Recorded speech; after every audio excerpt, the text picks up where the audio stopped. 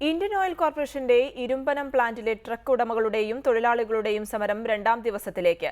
സമരം ശക്തമായതോടെ സംസ്ഥാനത്ത് ഇന്ധനക്ഷാമം രൂക്ഷമാകുന്നു. എന്നാൽ സമരക്കാരുമായി ചർച്ച നടത്താൻ മാനേജ്മെന്റ് യാതൊരു നടപടിയും സ്വീകരിക്കുന്നില്ലെന്നും ആക്ഷേപമുണ്ട്. സംസ്ഥാനത്ത് 12 ജില്ലകളിലായി 900 പമ്പുകളാണ് ഇന്ത്യൻ ഓയിൽ കോർപ്പറേഷൻ ഉള്ളത്.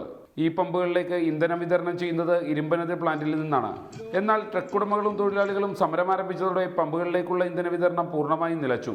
ഒരു ദിവസം 550 വണ്ടികളാണ് ഇരുമ്പനത്ത് നിന്ന് സർവീസ് നടത്തിയിരുന്നത്. സമരം ശക്തമായതോടെ പമ്പുകളിൽ ഇന്ധനക്ഷാമം രൂക്ഷമായി. ഇന്ന് വൈകുന്നേരത്തോടെ മിക്ക പമ്പുകളും അടച്ചുപൂട്ടും. എന്നാൽ ഇതുവരെ സമരക്കാരുമായി അനുരഞ്ജന ചർച്ചയ്ക്ക് IOC മാനേജ്മെന്റ് തയ്യാറായിട്ടില്ല. പുതിയ കരാറിലെ ചില വ്യവസ്ഥകൾ മാറ്റണമെന്നാണ് ട്രക്ക് ഉടമകളുടെയും തൊഴിലാളികളുടെയും ആവശ്യം. പുതിയ കരാർ പ്രകാരം 55 ട്രക്കുകൾ സ്വന്തമായി ഉള്ളവർക്ക് മാത്രമേ ഇന്ധനം വിതരണം ചെയ്യാൻ മാനേജ്മെന്റ് അനുമതി നൽകൂ. പമ്പന്മാരെ സഹായിക്കാനാണ് മാനേജ്മെന്റ് ശ്രമിക്കുന്നതെന്ന ആക്ഷേപമാണ് സമരക്കാർക്കുള്ളത്. ഷാഹിൻ ആന്റണി, റിപ്പോർട്ടർ, കൊച്ചി.